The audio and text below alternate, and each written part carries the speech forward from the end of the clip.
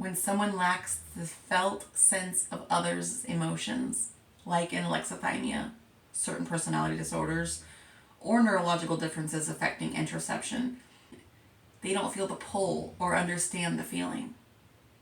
The empathic ping never quite lands.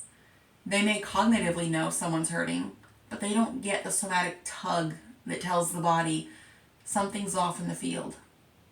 Repair it. It's as though their wiring still exists, but the feedback signal is muted or scrambled. The mirror neuron system might still fire, but without emotional interpretation or bodily resonance, there's no drive to act. So instead of, I feel your pain, therefore I move towards you, it becomes, I see your pain, but it doesn't register as mine. That disconnect can look like coldness, selfishness, or cruelty from the outside, but it's often a perceptual gap, not a moral one. These individuals might even want to be good or kind, but can't access the emotional fuel that makes helping feel relieving or necessary.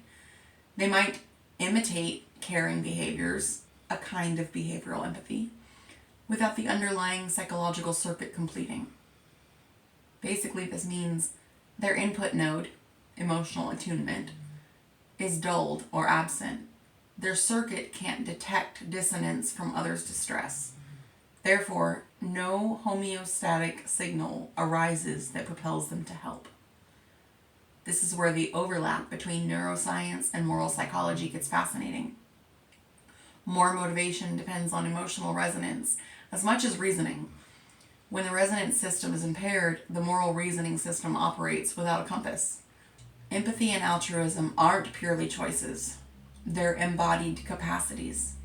And when those capacities are offline, the person can't complete the circuit, even if they intellectually grasp what should happen. This idea has deep compassion in it, and I strongly believe that it's completely true. It would mean that those who seem heartless might not be bad. They're disconnected from the system that would let them feel the goodness. I have written on my refrigerator in Sharpie, the idiocy is the disorder, the intellect is the individual. Which means the disorder is not the essence of the person, it's the distortion of the wiring, the static in the system. The idiocy is the misfiring pattern. The intellect is the intact consciousness that exists beneath or alongside of it. This way, we're able to draw the line between impairment and identity.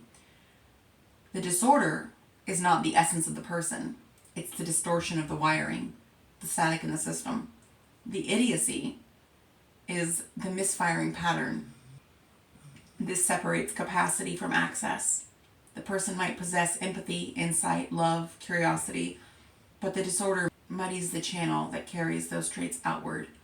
What looks like callousness or confusion may simply be an information processing failure, not the person's true nature. IFS would call this the distinction between parts and self. The disorder is the part stuck in survival mode. The intellect, or self, is the witness that knows, that wants to connect, that recognizes the misfire. When the system's regulated, the self regains access to its full intelligence. The current itself isn't broken. It's just meeting resistance.